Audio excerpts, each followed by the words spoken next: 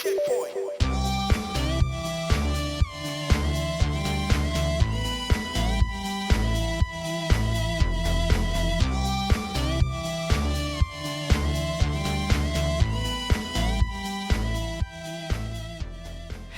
everyone. Welcome to We Just Love Games Network. You're listening to Gamestack Podcast, episode 211, Unquestionably Great. The best general gaming podcast in existence. And yes, we're saying that, but in a fun, absolutely not scary way. If you're joining us live tonight, hey, you made a good choice. If you're listening later, that's also amazing. Your ears, your rules. We just appreciate you showing up. Seriously, thanks for spending part of your day with us. This week, we are talking about layoffs hitting studios, someone claiming gamers might actually be part of the problem, hog swallow, if you ask me. Steam drops a feature that could completely change early access, and we're talking about the bonding with your kids through video games. Wholesome, competitive, both, probably both. We've got Gamestack, redemption arcs for gamers that went from hated to adored, community stories, and what we're playing. It's a little chaotic, it's a little ridiculous, and yes, it's totally under control for the most part. We are your hosts, Ravensview and Vendertron. Thank you all for joining us. Let's get started. How you doing, Raven? I'm doing very well, thank you. Happy Nice to Friday. Yes, very snowy here in Ottawa, but I don't care. Oh my gosh, we probably got about 4 feet of snow this week. Seriously. It's unbelievable. We've had so much snow that I actually haven't gone to work until today. Oh. I didn't go into the office once this week except for today. It was fantastic. My boss, if you're listening, I'm sorry, but that's just reality. Yeah, it was a good week. It's nice to get a lot of snow sometimes, but I think this time everybody's just kind of over it. You know, it's the middle of February. Things are supposed to be melting. Trees are getting ready to bud. And then suddenly we have, 30, 40 centimeters of snow in like 2 hours. Anyways, yeah. What did you get up to this week? I got my car fixed and did some work on my various Substack endeavors, my podcasts and my short stories. Now, tell the listeners again what other podcasts you're doing outside of Gamestack. I've got a podcast I do Tuesday and Thursday mornings where I read from various classics. Right now, I'm reading from a Hardy Boys classic. I'm thinking of doing Treasure Island next, or maybe Wuthering Heights, because Wuthering Heights is all in the news. The movie news, anyways, with the new adaptation that everybody hates. So. I don't know. And then Friday I do a not a podcast, but I post short stories. So Right, that's right. All my links are through ravensview.ca. Yeah, check them out. Yeah. Yeah, it sounds like you need a lot of coffee to do all of that work. It sounds very tiring. Yes. I start off with my standard 16-ounce cup of coffee in the morning. Well, if you're interested in trying some new beans, let's have a word from our sponsor. If your morning coffee needs more soul, more character than your usual brew, then Oak & Crow coffee is for you. This is specialty coffee with an attitude, roasted with punk and metal energy straight out of New York's indie scene. Oak & Crow is coffee for people who actually care what's in their cup. Check them out and brew with Oak & Crow coffee at oakandcrow.com to level up your morning ritual. So if you're interested in trying some new coffee, check out Oak & Crow. Don't forget to tell your friends about the show. We are actually excited to announce that we have a new website for our podcast. If you go to gamestack.transistor.fm, you can see a listing of all of 210 episodes of Gamestack Podcast. And you'll also be able to subscribe to the show through that site. You'll be able to access every other podcast platform that we are hosting on, which includes a long list now: Apple Podcasts, Spotify, Overcast, Pocket Casts, Amazon Music, Castro, Good Pods, Metacast, Castbox, iHeartRadio, and also YouTube. So check us out at gamestack.transistor.fm. That is our new podcast platform that we're using to run the show. And we'll be looking to migrate everything over to transistor.fm in the near future. You can also access our Discord server through that website by scrolling all the way down to the bottom and clicking on the little Discord icon. You can send us an email through there as well. Find us on Facebook and X as well. If you also are listening live on Twitch, twitch.tv/We Just Love Games, you go to our About section. You can also find the link to our Discord there. Tonight, we're talking about news. We've got some game stock. Raven and I are going to take you through our gameplay. And we also have some screenshots and stories, and also maybe some other things on the show notes that I haven't read about. Let's hop into the news with this just in.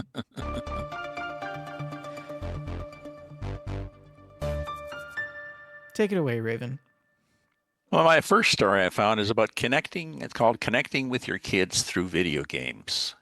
And the author recommends 5 games to play with your kids. The concept, we definitely approve of this concept. Either a way of getting yourself down to your kids' level and discovering that they are above your level already in gaming, but playing games together with them can be a good way to bond, a good way to help them learn how to cooperate, how to solve problems, things like that. So he's got a couple of young kids. Who is the author? The author, is Chris de Apollonio. Sorry. You see, I asked that Apollonio. question. I asked that question because I just wanted you to pronounce his last name. Di Apollonio. Yeah, I got to read it first. Di Apollonio. Di Apollonio. See, not that easy. Chris. So anyways, Di Chris says, Apollonio. Chris says, so we'll get lots of, now we'll get letters. Yeah.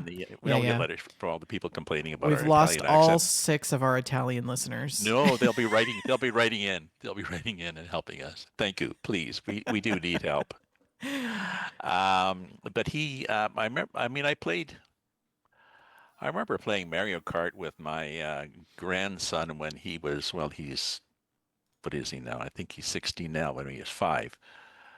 And I could hold my own, and then he got better. But the games that this guy recommends, this first one he recommends is Mario Kart Deluxe. And one of the things he likes about this is you can put up rails. You can basically, you put up edges, and it's harder to fail at the game. So the kids, if your kids really don't realize, or if grandpa is not very good at it, see, you can just keep whipping along. Well, I mean, Mario Kart 8, I think, is the one you're referring to, right? Yes. Yeah, I mean, I was raised on Mario Kart. Mario Kart 64 specifically was just so amazing all the time. I spent a lot of hours playing that game. See, I wish I spent more time playing Mario Kart 8 Deluxe, though. It looks really fun. See, I was raised on pre-TV, so. Yeah. You had a Slinky once, but you straightened it, didn't you? Yeah. Well, that's when we got older. Yes. But the Mario Kart looks like a fun one. The next one he likes is Minecraft, and there's a creative mode you can do where you have unlimited resources and you can fly, and it's peaceful, so you can just have fun in it. And as long as I think you might want to make sure your kids don't play at night. I did that with my grandson. I kept getting attacked by these monsters. Maybe you can turn that off. It was just, what do I do? What do I do? Yeah. Well, and also there's another disadvantage to letting them play at night. They never go to bed. Oh yes. It's one more thing. It's one of those games. Yeah. It just 5 more minutes. 5 more minutes. I mean, we all know the 5 more minutes phenomenon here on this show.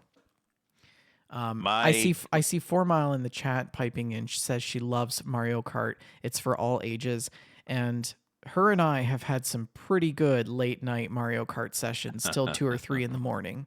Alcohol may or may not have been consumed during that fun. So My grandson probably started just after Minecraft was introduced. Maybe he started in 2010. I think he's probably in the same game, Yeah. just with friends. Yeah, it's great. So not only with parents, but it's a good way for the kids to socialize with their buddies. So the next one he likes is Super Mario Wonder. Yeah. Now, this is one of Uh, my favorite Mario games. yeah, it's a classic side scroller. It's a classic side scroller, but not sometimes. There are 3D components to this game that sort of breaks the traditional Mario Hmm 2D side scroller style, hmm which makes it really it really sets itself apart from the other traditional Mario franchise games.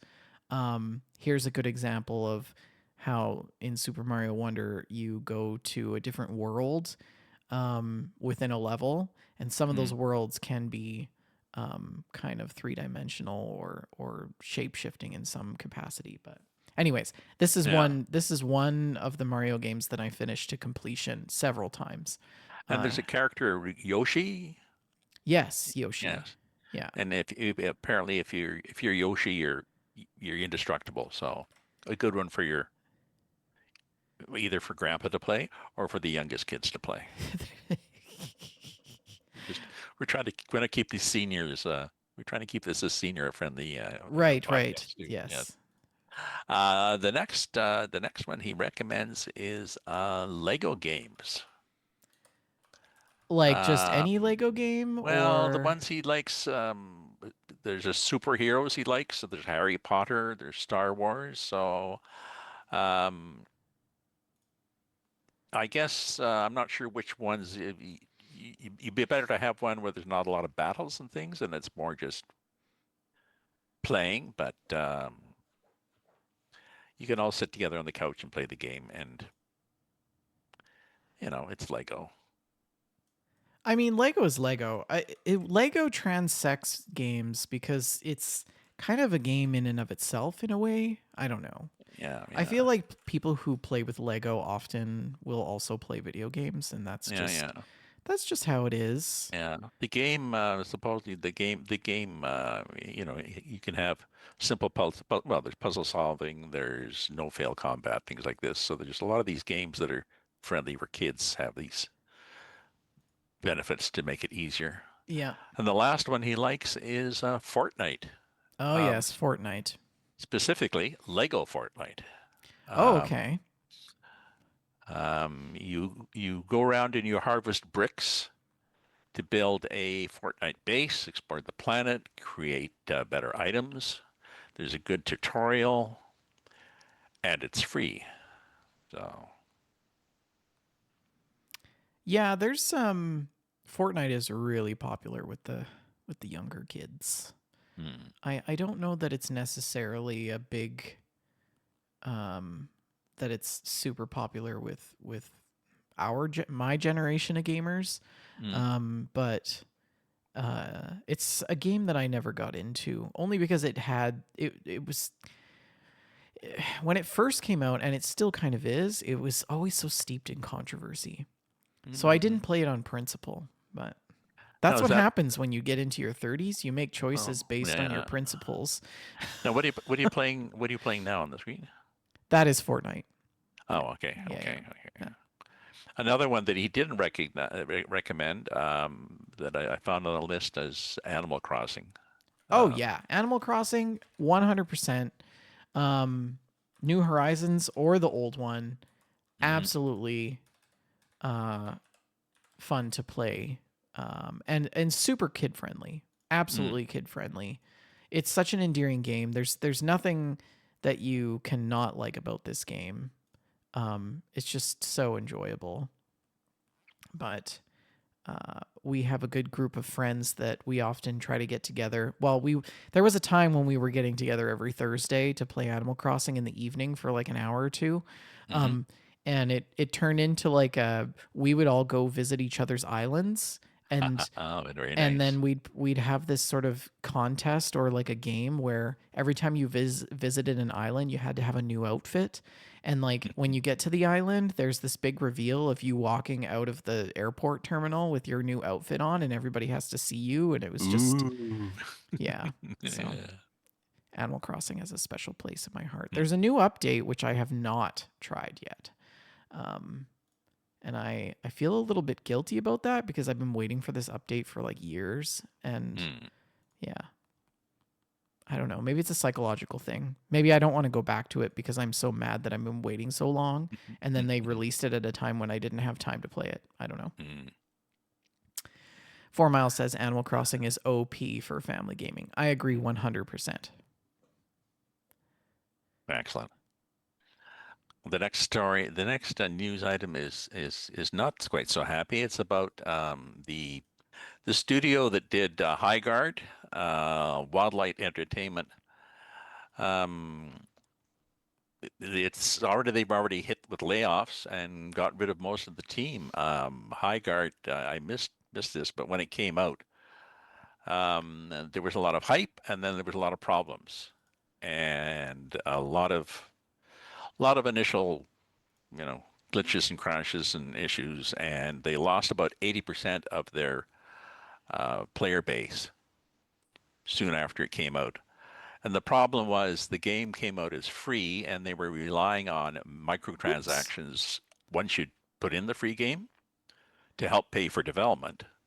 But everybody left, so they they need to come up with a plan B Have you to ever have you how to ever fund it. have you ever played High Guard?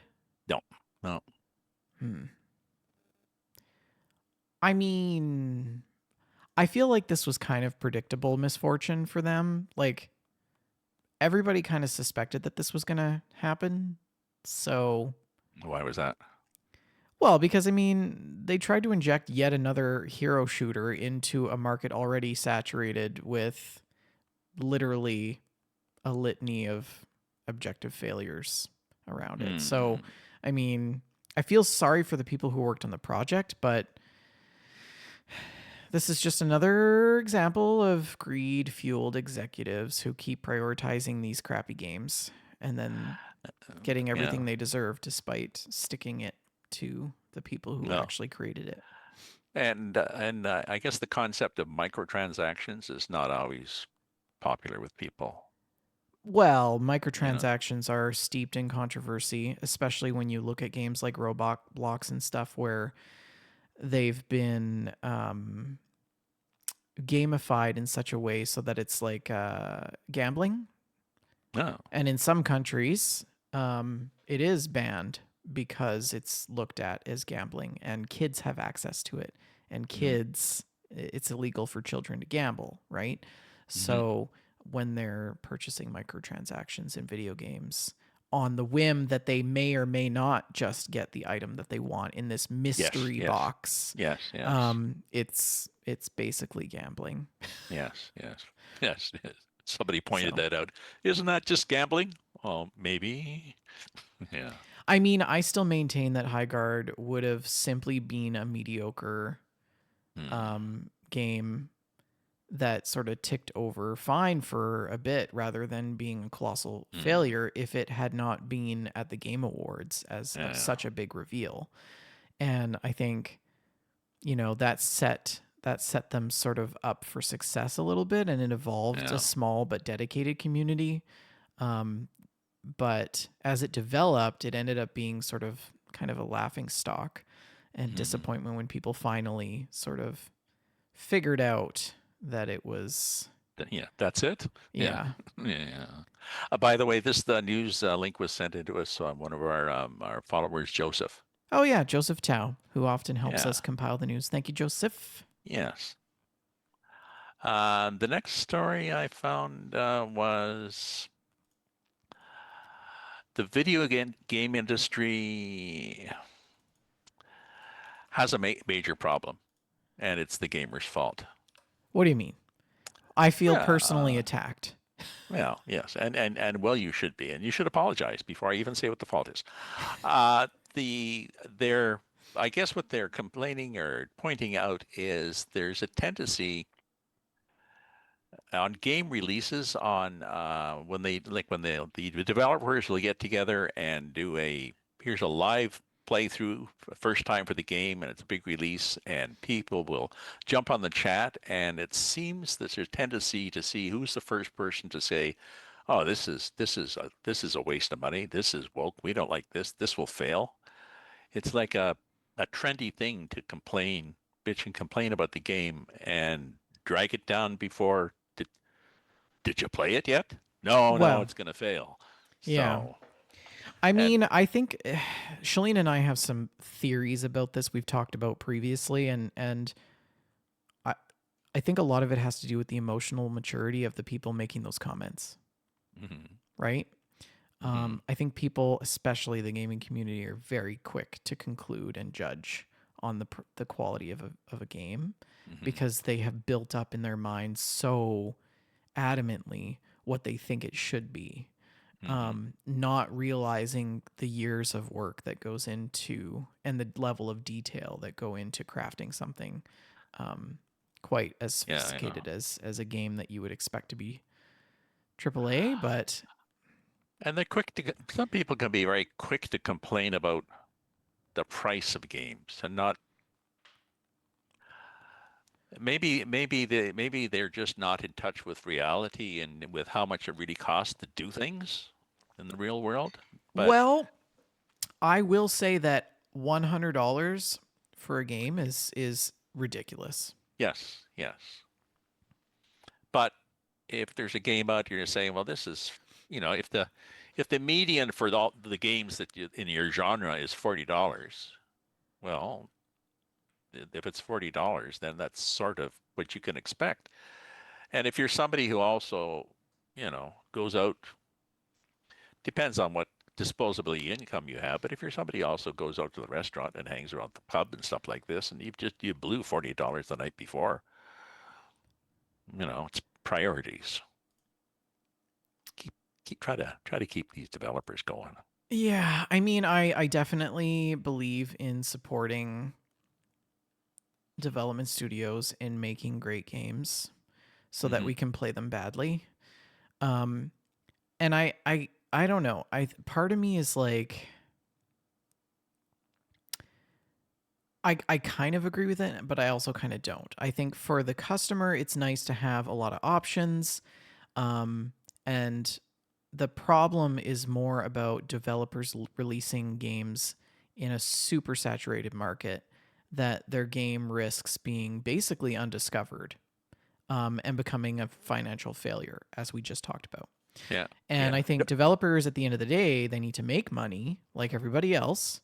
And having too many games just means that a lot of studios will have to close, being that they didn't manage to make a hit. So, but then you have these other larger studios introducing these games as a service model because they literally cannot sell enough games to keep the lights on, or they spend so much time making a game that it is actually a money sink unless they find a way to make money within the game that they already spent all of their money making, if that Hmm. makes any sense. So Yeah. you get this live service, seasons and DLC and microtransactions introduced into these games that just compound on itself.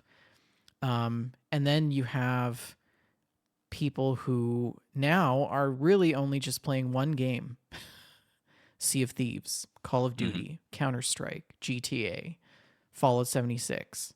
Hmm. Um, Way too many games that just monopolize the player's time and take it away from other really great developed games from smaller indie studios. Cairn, for example. Hmm. So glad I spent the time playing this game and stepping away from some of these larger games that I play. Anyways, I'll get off my soapbox now, Oh, but okay. You're careful now. I'm kind of Don't having the same issue don't though twist with an ankle. I'm kind of having the same issue though with movies and TV shows. I think there's too much to watch, and I just don't have enough time to I consume it know. all. I know. It's almost like I I know. need to be retired. Well, doesn't help really. Take it from me, it doesn't help. Okay. Um, The next, or I guess related to that, are 5 video games that fans hated at launch but love now. Speaking of games coming out that aren't a hit, sometimes it's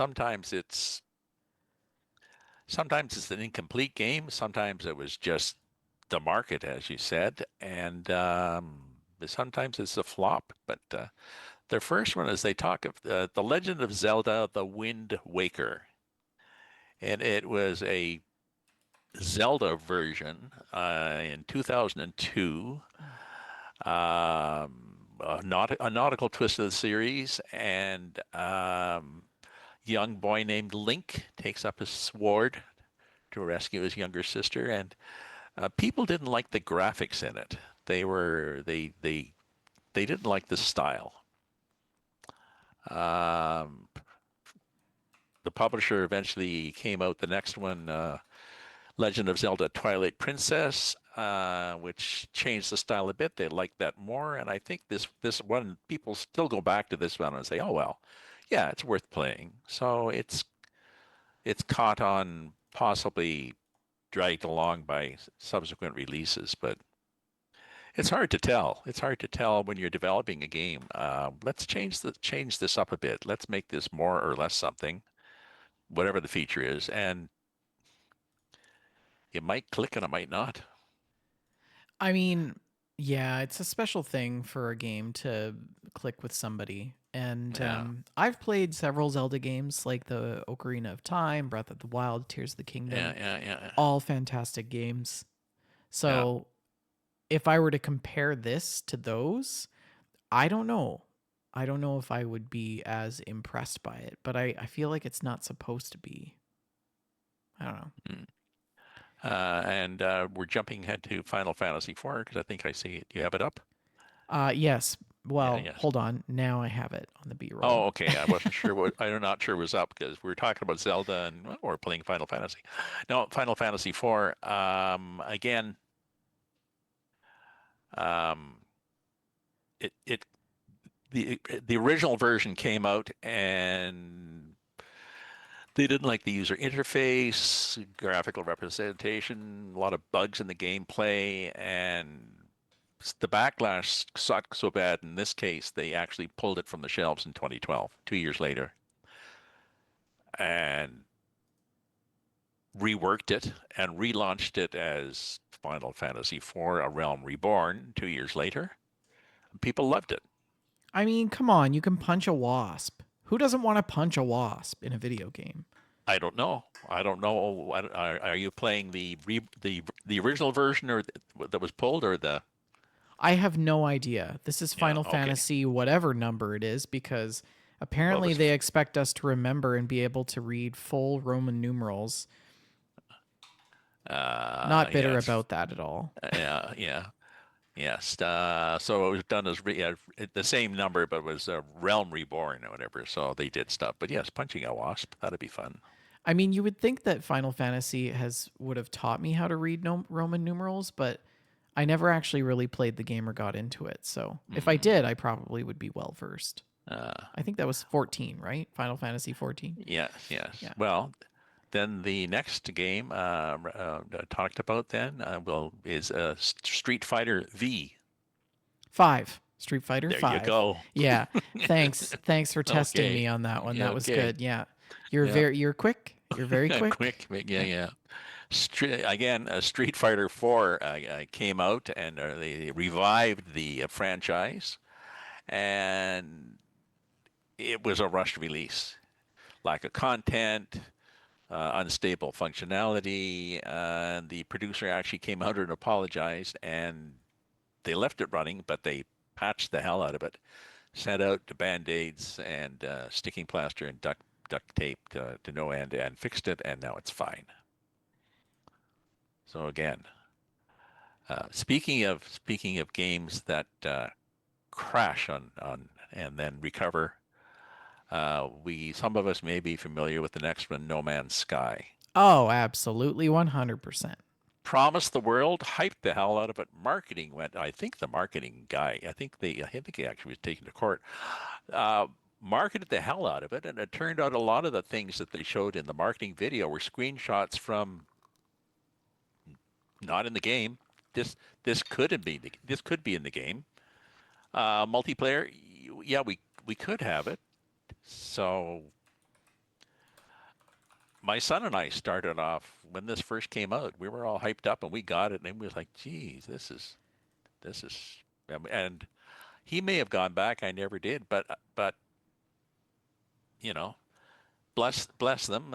Even though everybody thought it was a bait and switch, some people stuck. The developers went to work, and it's a big thing now. Sean Murray, just when I thought things couldn't get any worse, he turned around and totally redeemed himself. No Man's Sky has always been a great game for me because I came into it late after all of the drama. And so I always enjoyed playing the game. In fact, maybe I should jump into it again. Yeah, it has gotten much improved since I first started playing it. Like you can do base building now and there's all this other stuff and it's just it's really yeah. I think the thing that I liked most about No Man's Sky is how relaxing it was to play the game. But some of it was pretty repetitive, you know. Well, it was, but in a way, it wasn't because it was one of the first procedurally generated games to come out. I think. I mean, that was a Yes. big deal. Really big deal because people were like, "What? Endless worlds? Like literally the size of a universe? What?" Yeah, So, yeah. yeah. Anyways, it's cool. And then we move on to Cyberpunk 2077. That I think is 2077. I Yes. think it's starring Keanu Reeves, is it? It Oh looks yeah. like him. Yeah, yeah. Okay, okay. Yeah, as Johnny Silverhand. Johnny Silverhand came out in 2020, and character with digital memories and the personality of a diseased freedom fighter. Cyberpunk is one of the best games I've played. It's easily in my top 5.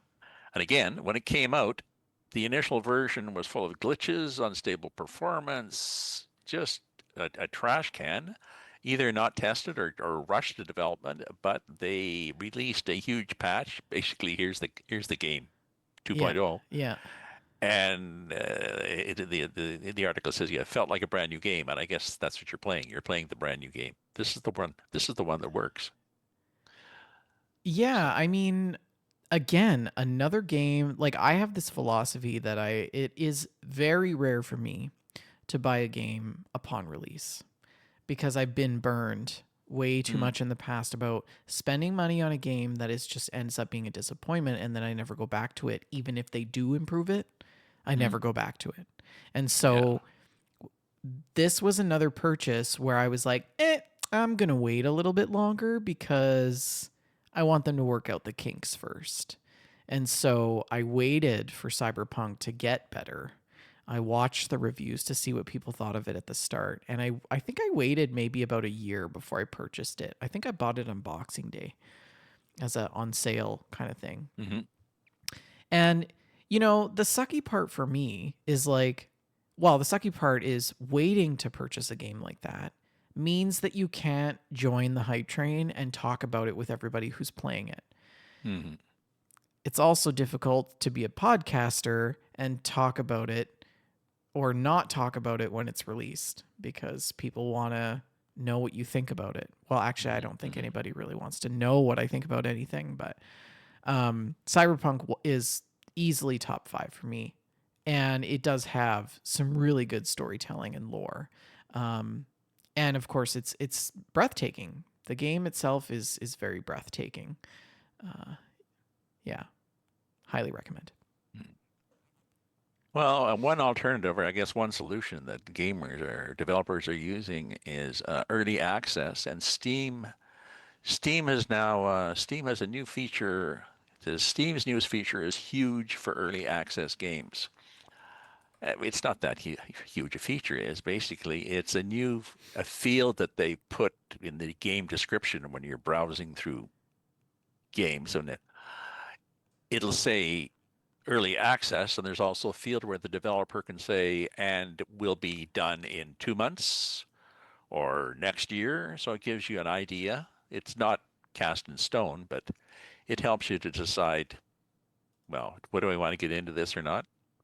It can be it can be of a bit of a crapshoot. I mean, I try to if I'm looking at an early access game, one of the things I look at is, well, any talk about when it's going to come out, but you look through you look through the forums to see whether it's, a trash or not, and you look to see whether if it's been out for like a year, have they brought out updates?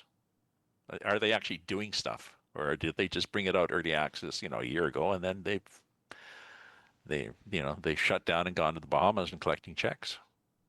Well, I So, mean, in the beginning, the concept worked as it was intended to. People could give feedback while the exactly. game was being developed to better guide sort of the vision of the game to where it was supposed to go. It was pretty rare to see early access games back then because it meant more work for developers and they had to actively communicate with the player base and fix and build things. Um, but somewhere along the lines, that sort of changed. I think every new game now has started just labeling or throwing the early access label on their title, not because they wanted player feedback, but to slap it on there as a disclaimer, as sort of like hey, yeah, we know it's buggy, we're working on it still. Yeah, But but in order to get it out to appease the investors of the studio, and like, reach their project milestones. So games early access is actually more like early release, half yeah, cooked, yeah. right? And It, it, games, they remain in it early access for years.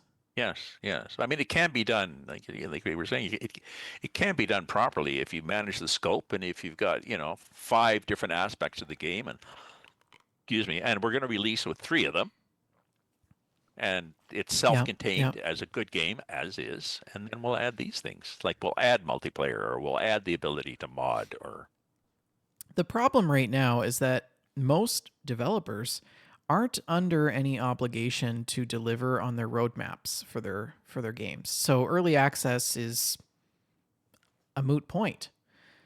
If you yes, leave a positive review because of what a game could be in the future, then all you're really doing is making them trap more credible newcomers than anything else. mhm.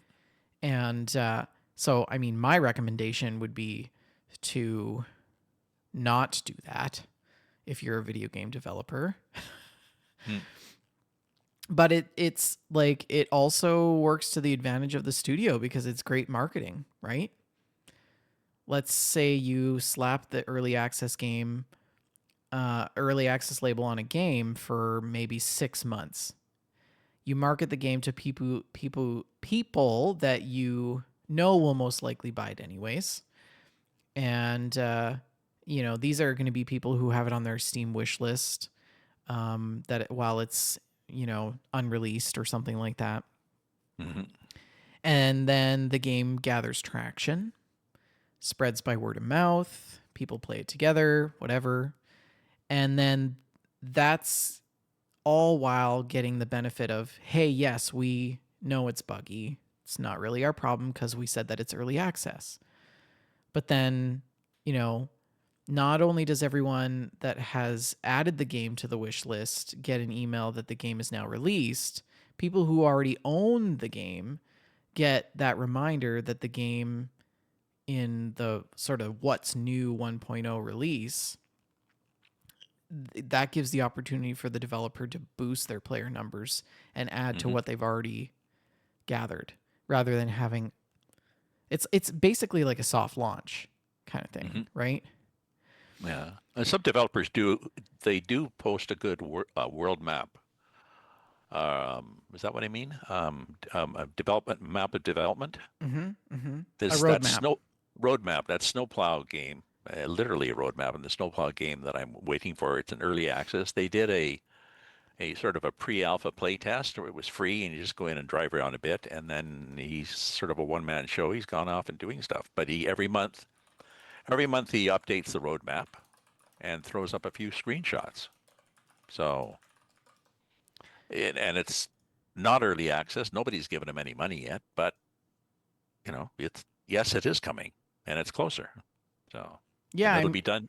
Yeah, it it'll be done when it's done. It originally, I mean, early access originally helped small teams fund the development of their games. This came about in like the Minecraft sort of era of indie success. And now studios are using early access primarily for purposes of funding to finish the development of a game. And some projects are launching way too early, and players are effectively bankrolling development with no actual guarantee that the game will be completed. So you're actually actually Just throwing renting it. you're Yes. throwing your money at a promise, Yeah. not an actual product. And so, and then the second problem is this forever early access thing, right? When game developers are slapping the early access label on their game for years, 7 Days to Die, looking at you, right? Long development isn't inherently a bad thing, but when updates slow, roadmaps disappear, and communication dries up, what happens? You lose trust with your player base.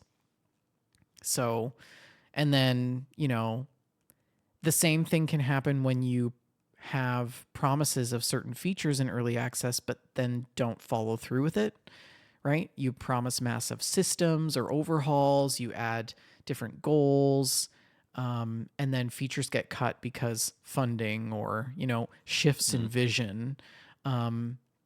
People remember those things. And it has actually been what has driven me away from an early access game at a previous time point. So, and again, I think it's a marketing shield. Communities will absolutely burn out. And I think it sort of sets unrealistic standards for video games. Games like Baldur's Gate, for example, early access incredibly well, frequent updates, transparent communication, clear vision, but those are the exceptions, not the rule. And we're seeing too much of this core problem that games being released as early access when they're not actually truly early access, and it's being overused and sort of misaligning expectations. So I don't know what's going to happen. I don't know where we're going to see this shift, but you've struck a nerve with me. Early access is something that really bothers me with video games. That and microtransactions. Unquestionably great. I'm glad I stirred you out of the end of the week Friday evening lethargy. Yeah.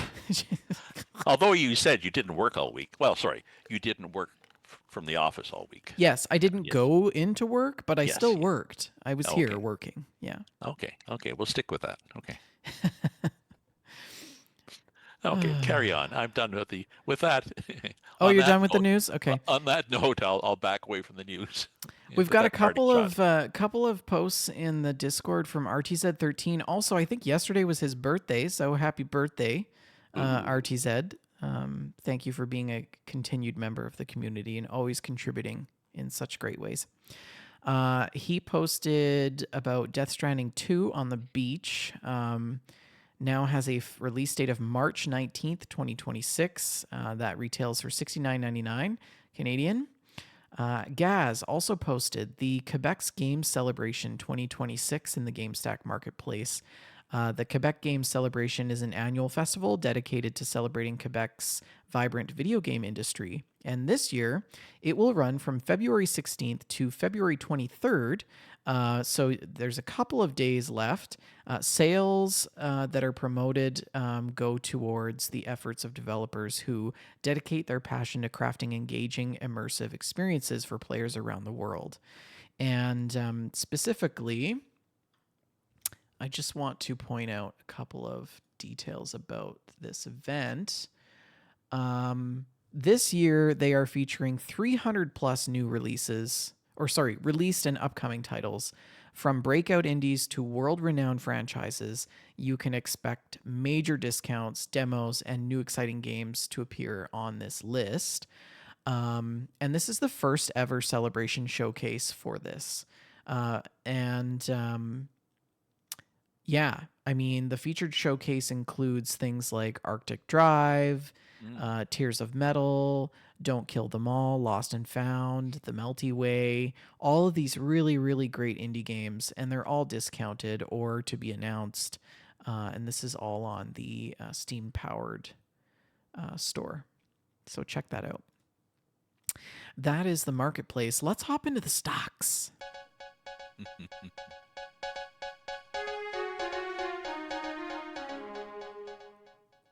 This week's stock prices are in comparison to 2 weeks ago because we actually didn't do an episode last week. Sony closed out at $23.19, a difference of 93 cents, up 93 cents. Microsoft up 18 cents at $401.32. Nintendo down just 3 cents at $13.79. Take-Two down $1.92 at $193.67. EA up 62 cents at $262. Tencent down $4.10 at $67.37, and Roblox Corp closed out at $63.17, down $3.25. So overall, Sony is the PlayStation overlord as usual. They make consoles, prestige exclusives, and enough emotional single-player games to make grown adults cry. Microsoft is the we own everything now guy. Windows, Azure, Xbox, Game Pass, and casually buying half the industry like it's DLC. Nintendo, of course, continues to be the chaos gremlin with the mustache, refusing to follow trends, making underpowered hardware, and somehow printing money with plumbers and sword wielding. Take-Two is the professional GTA milker, drops one game every decade and lives off it like royalty. Also owns 2K Sports, so your wallet stays nervous. EA is the ultimate team tax collector, sports games, live service, and uncanny ability to monetize air inside of a stadium. Tencent is the quiet final boss, owning stakes in literally everything. Roblox is the Minecraft guru, and kids are building games. Other kids spend Robux, and investors pray the kids never log off ever again. So that's just a bit of a bio for the companies that we do follow. If you'd like to hear more about the stocks, or if you see a stock or listen to a stock that we haven't listed, let us know. Right into the show, info@wejustlovegames.com. So that is the stocks. Let's talk about what the community is playing. So we previously talked about our Gamestack challenge, which we didn't actually have set up. Well, we did set it up, but we didn't have any posts. So we're just going to go through some screenshots and stories, and then we'll maintain the challenge for the next episode, and we'll mention that in a moment. But this first screenshot comes to us from scrolling, Joshy Neurotic. And he posts this picture of this cat. This is, I don't know what game this is. I'm not entirely sure. But it's cats with hats, and we love it because hats are great. And then there's a couple of shots of me and Karen, which I'll show you in a moment. We have a screenshot from Shalene. And she posted this, and she said, Hamster Valley Carnival on mobile, very cozy, no thoughts required on that one. And those are our screenshots and stories. If you would like to submit a screenshots and story, you can post in the screenshots and stories channel in our Discord. And in the previous week, we asked you to submit challenge photos, Mission Unplayable. And these were games that post screenshots of your most unplayable games that are so bad you can barely go back to it. And we had 2 submissions, which we already talked about on the show, and then we had decided that we were going to extend this challenge to the next week. So send us your screenshots for this challenge. We'd love to see them. Worst video game you've played. Let's hop into what we've been playing.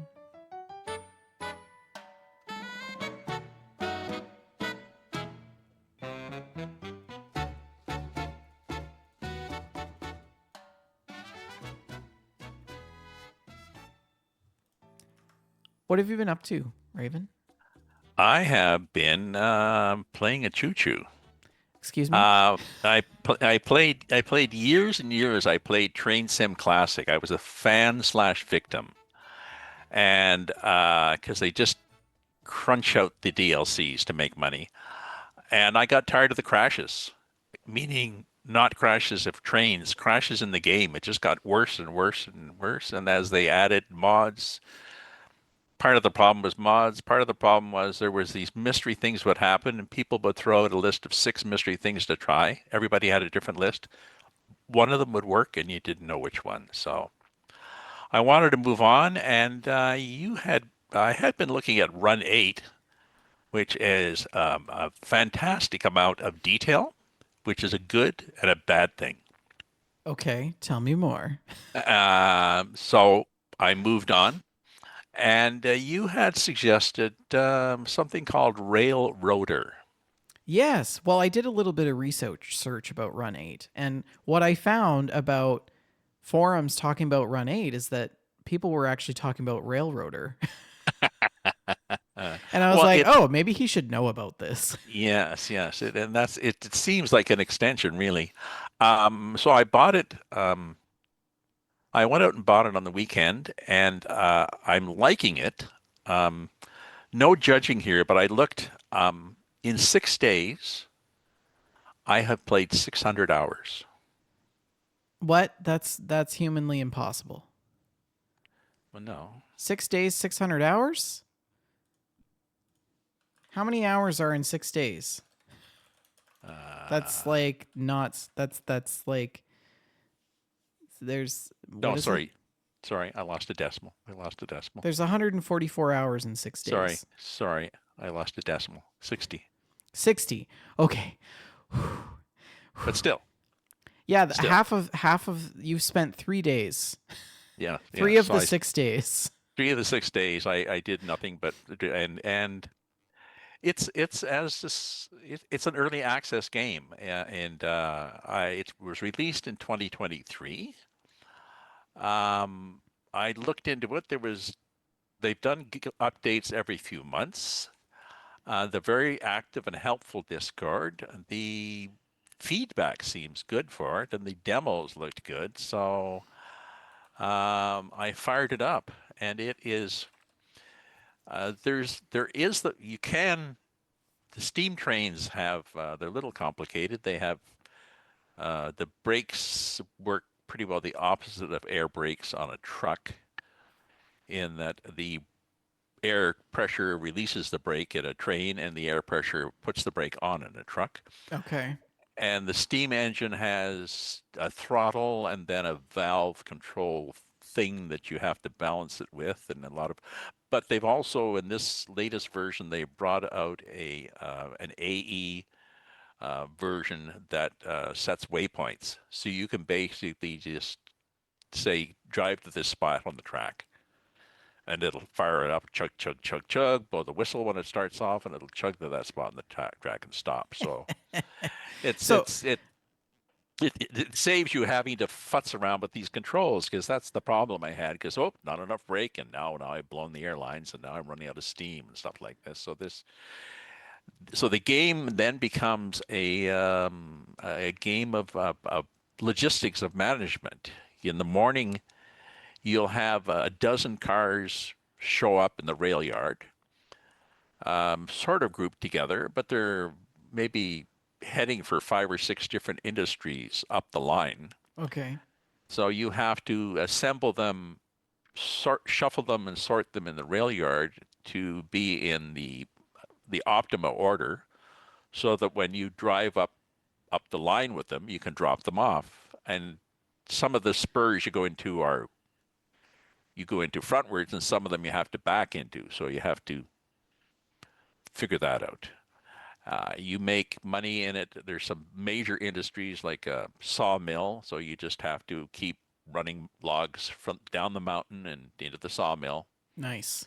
Yeah, Down the 30 mountain. down the mountain. Yeah. For our Yes. audio listeners, I'm doing a spiral motion with my Yes, yes. Not There's some of not the down the mountain, down the no mountain. down the mountain. Well, the mountain right now is not too bad, but I've expanded farther, and there's a coal mine which is switchback. So you have to then have save enough earned enough money on the coal mine or on the sawmill so that you can afford better engines because engines are 8, 9, 20,000 depending on what kind of steam engine you want, how much power you need, how many coal cars you want to be able to get up and down the hill. Hmm. So And so, what is this image that we're looking at here on the so screen? this Explain is it for our audio listeners because they can't see the image. ah so the first image is just a picture I took of my train chugging up the track into it's in the dawn, so the sun is lighting up just right the other side of the hill and reflecting off the river. And this is an early morning run up to deliver some I a really couple of like box this cars. smoke effect coming out of the steam engine. What is that like when you're actually playing it? Like it's really is Chug it chug chug like chug chug chug. does the Yes, smoke look realistic or is it this it comes out in little balls, like little poof poof poof poof, like okay? Yeah. smoke would out of it, Right. out of a Right. train. So and there's a little steam coming out of the side, a little bit coming out of the top. Yeah. This next image is me at the just by the marshalling yard where I'm just heading out with a load of about 15 different cars. Some of them to distribute at local industries, and some of them you can open up bridges to open up new sections of the map. But to do that, you have to spend a couple of thousand 3 days in a row on a train of a dozen cars of ties and gravel and such as that to bring up to the site. And then when it's empty, you haul it back and fill it up again. So eventually, you could open up new parts of the map and new industries and stuff. I've got two engines right now. This is the same engine, just another view, and it's chugging away with the smoke puffing out. I've upgraded that since you can run several engines at the same time as long as you remember where they are on the map. They won't crash, but they will. Right. There's a lot of double track, but if it's a single track, then they'll just stop and just okay. Now what do I do? Yeah. But the engines are they have to be repaired. You have to oil them. You have to keep them filled with coal and the water. I ran out of coal in the middle of the run between the two major cities the other day. Just I was like, oh, I've done this in my truck in trucking. Um, when you run out of coal, you have to send the other engine up, and then it's basically the hall of shame The Hall of back Shame. hall of shame where you get hauled back to the coal yard to put coal in this empty tender. So I see. oops, my bad. So it's a game that obviously I'm going to I'm tempted to just keep going and going and going. It pretty well plays in real time. You can jump ahead to the Okay. next morning or 6 hours and stuff, but it basically, if you spend an hour, that's an hour in the game, and you've done this, and they've consumed some logs, and bits happened here, bits happened there. So That's thank you, I think, for the recommendation. well, I mean, part of me is like worried for your health. Yeah, at 600 hours or 60 hours, Yeah, yes. yeah. Yeah. But yeah, like I feel like you're getting your train itch scratched, right? Yes, yeah, Like yes, yes. Because as I was very frustrated over the failure of the Train Sim Classic to work anymore. We just yes. So this is cool, and It's easy enough that you can. I watch the news. If I'm starting I've got a set a waypoint here, and I've got three stations that's going to stop at along the way and pick up passengers. I can go make a coffee, yeah, yeah, that's come true. back. Are you done yet? Yeah. No. That's obviously my big game. That's your big game. Well, I've really sunk a lot of time into playing Cairn. Cairn, Six as you recall, not 60 hours. or 600? No, no. Actually, I don't know how many hours. Let me fire up Steam here and figure out. I've got 19.7 hours in that game. Mm. And I think I bought it maybe 2 weeks ago. Yeah. So, yeah, I've got a couple screenshots as well for this. This game is really beautiful.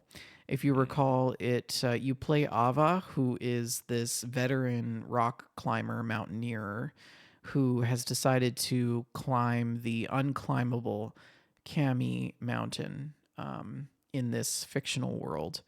And the lore behind the mountain is that there used to be this society called the Troglodytes, who was this mountaineering, climbing society of people that never went down to the ground, and they just lived in the mountain. And there's all these different caves carved out. So this is just a picture of her sitting amongst the daisies in the grass, watching the sunset. And here's another one of Ava, who had found some cave drawings that were glowing. I thought that was pretty cool. There's like wolves and like mountain goats and stuff.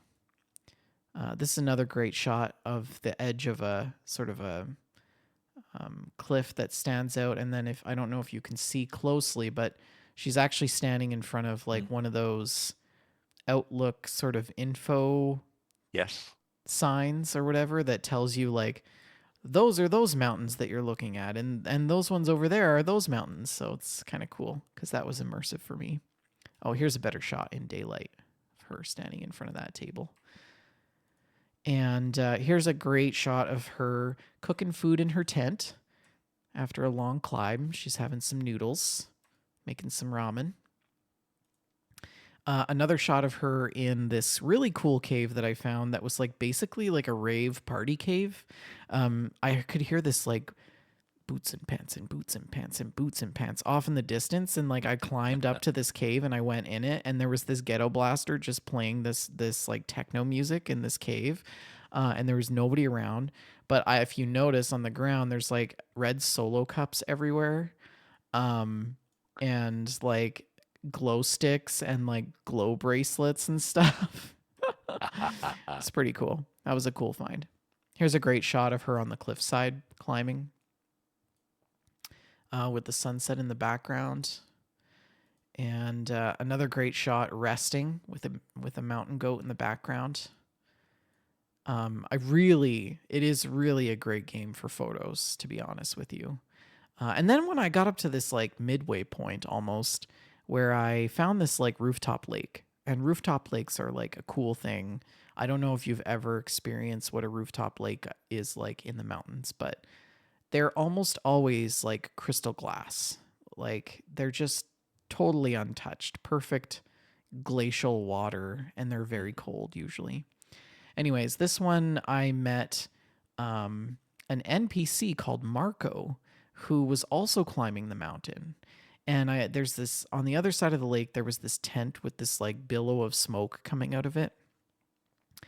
And as I approached the tent, all you could hear was, "You want some miso?" And Ava goes, "What? Miso soup. You want miso soup?" And she goes, yeah, sure. And then this arm comes out of the tent with this bowl of miso soup. "Here you go." Like, "Are you coming in?" Or, yeah, it was really random. And then she's like, and then the guy was like, "I'm Marco." And then they got to talking and stuff, and it was kind of cool. And then they spent the night tents side by side. And Ava's sleeping, and all of a sudden you hear, "Psst, Ava, are you awake? Ava, wake up." "What?" And she looks out of her tent, and what she sees is this beautiful northern lights, aurora borealis, whatever you want to call it, in the mountains, and it was really spectacular. And then there was this sort of cutscene where you could just sit there and watch the northern lights, and then you had to hit a button to go back to the regular gameplay. That was kind of a cool moment. If you've ever seen Northern Lights in real life, it's one of the best experiences that you could ever have as a human on this planet, in my opinion.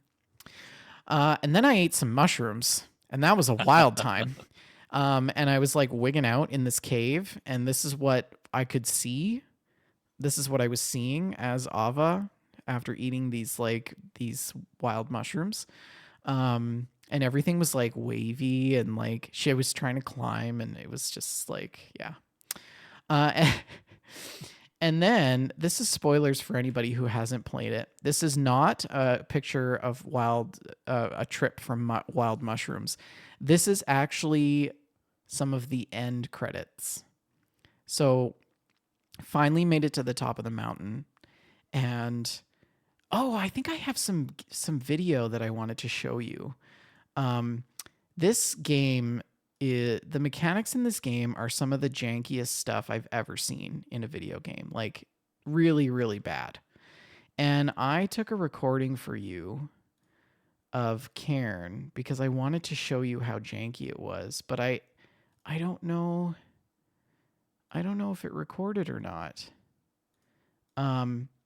So my robot, you have a robot when you climb the mountain, and the robot like died or whatever. And is this it? Oh yeah, this is it. Okay. So the robot died, and then you have the choice as Ava to either drag your robot up the side of the mountain with the rope that you have, because you're so close to it, and you climb the mountain with this robot. And I mean, my internet persona is a robot, so naturally I was like, yes, we're gonna drag him up the mountain even if he's dead. He's still a life form. Or you could cut the rope and he would just fall. And I decided not to cut the rope, and this is what I had to deal with for the rest of the way up the mountain.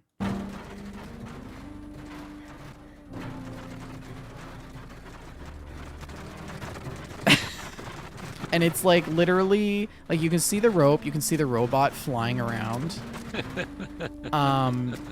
It's ridiculous. It's ridiculous. For our audio listeners, I am playing some footage of me climbing this mountain as Ava, and the rope below me is just jumping all around. It's like wigging out. There's no gravity. The robot is just, even worse. It's not floating. It's jumping around. Yeah. So this was a real sort of immersion breaker for me. It's not pulling you off the mountain, but it's just annoying you all the hell. Yeah, it totally bugged out. It was supposed to be this super emotional moment, and I was like almost at the summit, and I was actually like getting kind of emotional because I've been so invested in this character for 19.7 hours. And then this happened. So it was just this whole thing, and I'm like almost at the top here. And this stupid robot is just like jumping all over the place. So anyways, here she is pulling the robot up. Hopefully that gets patched. Yeah, I don't know. There was some yeah. Unless it's a feature. No. It definitely wasn't a feature. So anyways, when you get to the top, you do the summit, and then basically the end is like, would you like Ava to ascend to the heavens, to the stars? And then you basically start climbing the stars instead of the mountain. Okay. And you start climbing constellations, and then you end up in whatever this is, which is like Cuphead meets Super Mario Wonder in Cairn. And it was this weird, trippy, like, thing. And I don't know what to make of it, to be perfectly honest with you. It was not the ending that I was expecting. I was hoping that she was going to meet Marco at the top, and they were going to have this big moment, and then they would become friends, and they would make their way back down. But she met Marco at the most critical part of the climb, where it was like, you can't go past here. It's too dangerous, basically. Too many hikers have died. And she comes upon this cave with this grandpa that lives in the cave.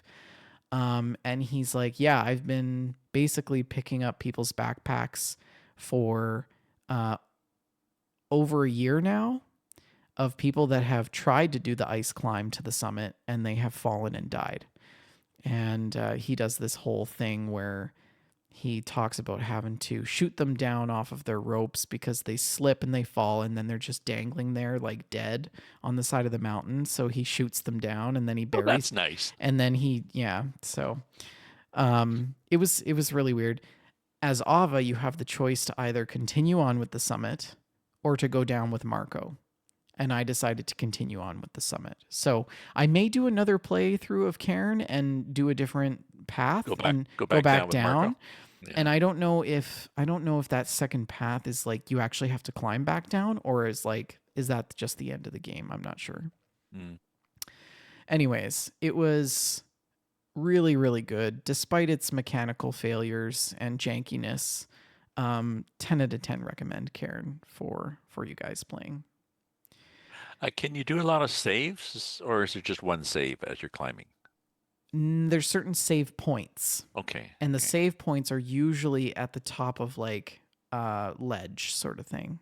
So you've got to climb up the wall to get to the save point, which has been a little bit infuriating. But I did have to at one point turn on all of the accessibility options, which was to like reverse your fall and like have unlimited chalk and unlimited pittons. Pittons are the screws that you put into the rock to put your rope on. And that was a huge help. I mean, I got to this point where there was this wall and it was impossible to climb. It was impossible to climb. I must have fallen at least 50 or 60 times. And I was like just really, really fed up. I was going to walk away from the game actually. And then I did a little bit of reading online and people were like, just turn on the accessibility features and make it easier for yourself to play it. So I did that. So it was pretty good. So played and finished Cairn. Happy that I played it. It was definitely worth the $23 or $25 that I spent on it. Rich story. Highly recommend. Truck Sim. I've also been playing a bit of Truck Sim. So I have activated and started using the more realistic economy mod that you recommended, Raven. Yeah. It's a bit of a grind. I did a bunch of jobs to get to level 5 to unlock the bank so that I could take out a loan. And then I took out a $50,000 loan. And I bought a $43,000 truck. And then I put a new transmission in it so that I could shift 18 speed with my shifter. Yeah. So I've got this old truck. It's like I don't know what it is. I think it's like a used one. Yeah, it's a used one. Yeah. It's an old Peterbilt. It's the 362 cap over. So yeah, that's fun. So I'm just I'm playing that, and then I've also started reading The Talented Mr. Ripley by Patricia Highsmith. It's the part of this first edition box set that I ordered on Abe Books. And I mean, there's this whole story here. It's you won't believe me when I tell you that it's related to Truck Sim, but it is. So the premise of Talented Mr. Ripley, if you don't know what that novel is about, it is about Ripley, Tom Ripley, who travels to Italy to try to convince his would-be friend to return to America to his parents and work for his father in his father's shipbuilding factory. And, long story short, Ripley turns out to be this sociopath, like murderer, and murders Dickie Greenleaf, who is the main protagonist in the story. And the sort of the Netflix adaptation of Ripley is Patricia Highsmith's story, but in a different sort of flavor. And you get to see all different amazing places in Italy and stuff like that.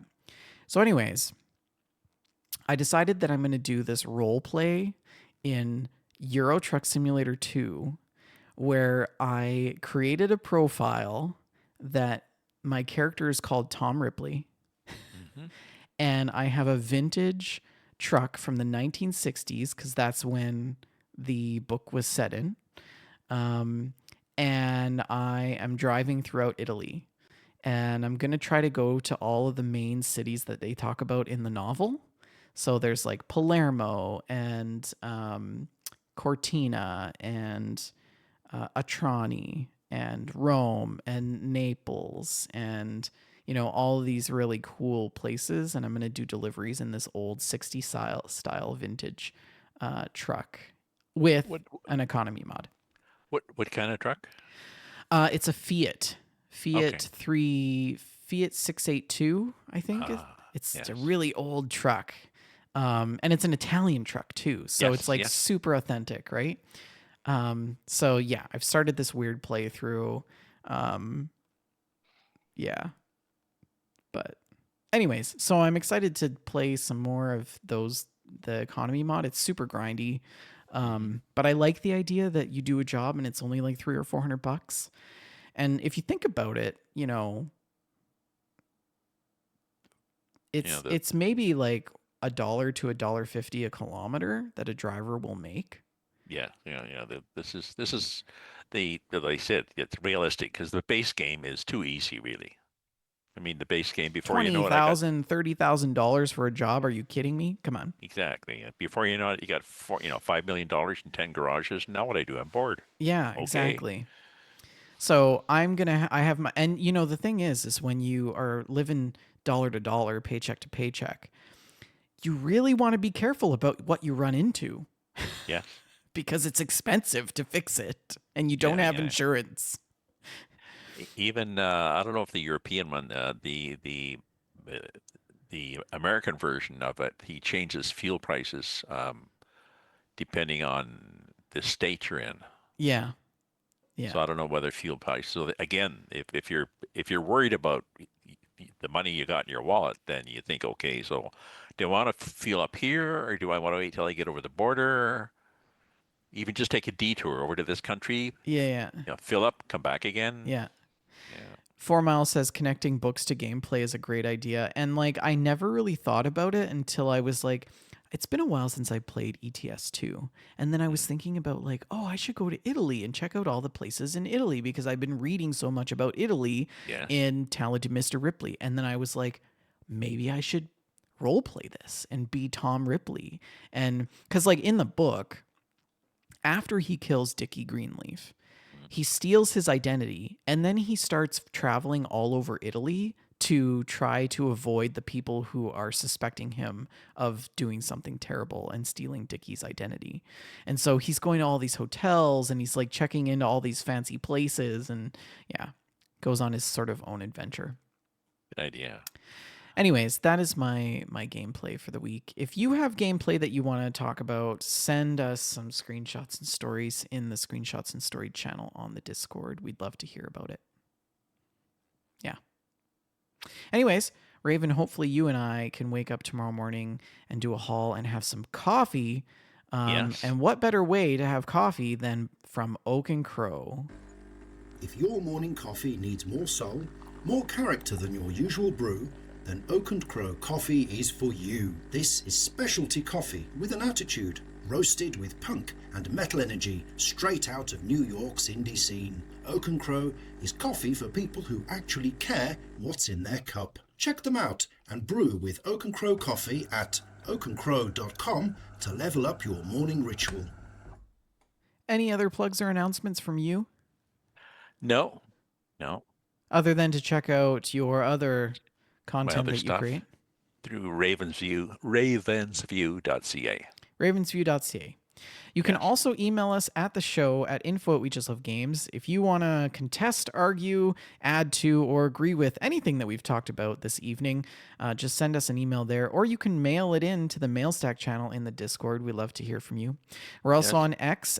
Sorry, you were going to say something? I would just say, and any suggestions for news stories? We're always we're not really into lists of the top 25 games for the second week in February or something, but you know something We do quirky, like to cover pass new it on. releases, though, so you will be able to Yes. expect those in the first week of March. Yeah. Yes.